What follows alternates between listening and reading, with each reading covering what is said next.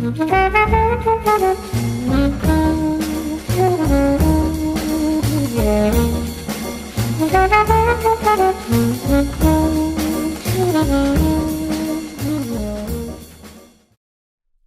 to Take 5, a podcast brought to you by Newleaf Training and Development.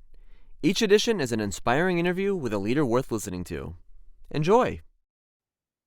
Hey, I'm Paul Butler. I'm one of the client partners at Newleaf Training and Development, and I'm delighted to be joined today by Chantal Washington, Chief Human Resource Officer at Saban Community Clinic. Chantal, can you believe it? For nearly 17 years now at Newleaf Training and Development, we focus on our core purpose of helping people and organizations better manage themselves, lead others, and grow business acumen. I just wondered, what are your recommended best practices to help people and organizations be their best? But please do start, though, by telling us a little bit more about your organization, what you do, and who you serve. So over to you, Chantal, and I'll wrap it up when you're done. Thank you, Paul. I appreciate it. Saban Community Clinic is actually started off 50-something years ago as the Los Angeles Free Clinic. And back in those days, we actually provided free clinical services, medical services for anyone that needed it. But obviously through the years, it became not sustainable to continue to do that. And so we have moved to a model where we really serve the underserved. So we provide medical, dental, and behavioral health at all 4 of our clinics, all located in the Hollywood area, within about 5 miles of each other. So an area that is highly populated, has, as I'm sure everyone knows, a high population of homeless is located in that area. So we serve anyone that doesn't have any kind of medical insurance, has lost their medical insurance, and we work a lot with the homeless population. We have a few people that actually, if someone comes in with no insurance or does not know if they have insurance, specifically undocumented workers, then we help them get whatever insurance. We work with them to help them obtain insurance. So, everyone has the opportunity to get Medi-Cal in the California area. And so we work with them to get that insurance. And ultimately, our goal is whole person care. And our mission is to provide some kind of medical, dental, or behavioral health benefit to every person in Los Angeles, irrespective of who they are and where they come from. So it's a great place. We we work. Everyone that works at Saban has the mission at heart. And if you want to work here, we really want you to understand that you're serving and you're a servant to these people. So our patients come first. And we, if we can get them in through whatever resource we can get, we have case managers that work with them as well. If they come in through our dental department, the next places we will see if they need medical care or behavioral health care. So no matter which entrance they come in through, we'll make sure that from a whole person capacity, they have the ability to get the treatments that they need for the conditions that they have.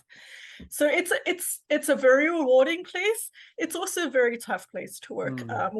We're seeing a lot of really situations that I think most people don't see, and it just makes you really appreciate what you have in your life.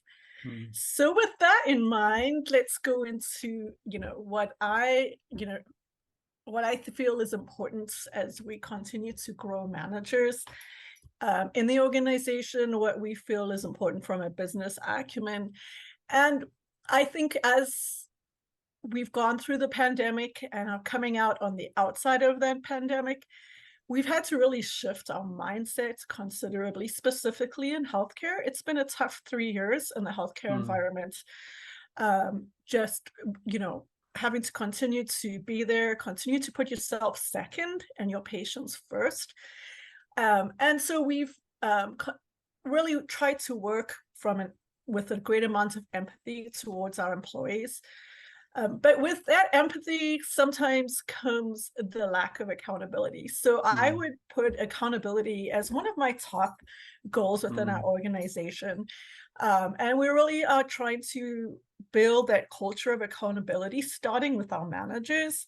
And really, I've been preaching over the last 3 years that the managers need to be the role models.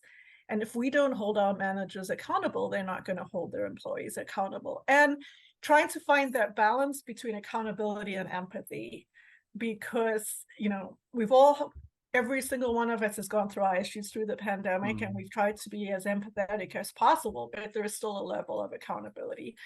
And I talk a lot with my managers about building those the swim lanes for our employees to be in. So if they don't have swim lanes and don't understand what their performance metrics are, what they're required to do, you lose your focus. And so you're just swimming around hoping that you're hitting your target, hoping that you're getting your goals. So, making sure that we're empathetic, but we're still making sure that they accomplish something, because without your swim lanes, you actually lose engagement. It's just hard for you to stay if you're not getting feedback, not getting any kind of coaching. You're not going to know the direction you're going to go. So we've been pushing really hard with one-on-ones. Like every manager has to report back to us on their one-on-ones. And as far as coaching is concerned, how they're helping our employees reach their goals, and what we can do from an HR department, and what I can do to provide the resources, the tools, the training necessary to help these employees help the managers help their employees. So I would say that would be kind of my first thing about where we are where I want everyone to be from that perspective. Secondly, I think from a manager's perspective as well, we've been trying really hard to move our middle managers from managers into leaders, and helping them understand the difference between a manager and the difference between being a manager and a leader, and building those skill sets around delegation. And delegation is not something that comes naturally for some people. It's an opportunity for you to grow in. So how do you teach yourself, or how do you figure out what needs to be delegated and what you need to do yourself? And how you move a manager from a great employee that can do a job really well into someone that manages people. And so often organizations do that. And I've seen, even in this organization, I've seen managers that have just progressed through ranks but have never grown as a manager and are still the doer. And we've had to take those managers one by one and teach them, look, you don't need to do everything. Yes, you need to know everything, but you don't need to know how to do everything.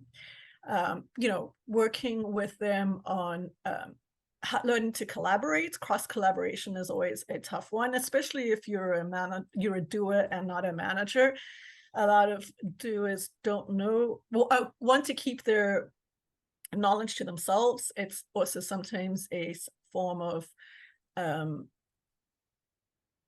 feeling comfortable and that they have the knowledge and no one else has. So how do you teach a manager to cross collaborate and work with others on coming together to come with the goal that we want to establish? So we've worked really hard with our managers around that, and just communication, right? Communication. I think I am sure everyone that you've ever spoken to that has trouble with communication. We've just finished our employee engagement survey that we do every 2 years, and every year communication comes up, and every year we're like, okay, how can we do this better, and what are we missing? And really what we're finding out, that it's not communication from the organization as a whole, but it's communication between departments. And that goes back to, how do we teach our managers to collaborate and listen, right? Part of communication is listening to, and not just instructing. So taking what you see as a problem, thinking it through, listening to the problem, and then working collaboratively to come up with a solution.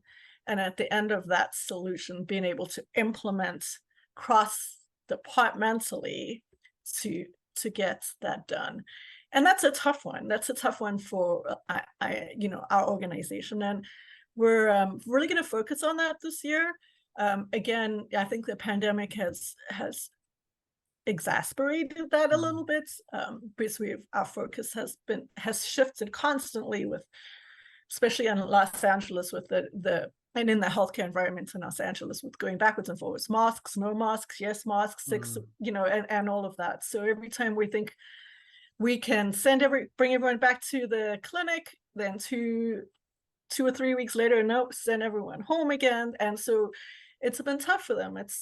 There's a lot of burnout and a lot of, I'm just going to sit down and do my job. I can't collaborate anymore. So making them feel that they're heard, making them feel that they have a seat at the table to bring their concerns and help us as the senior leaders move the organization forward.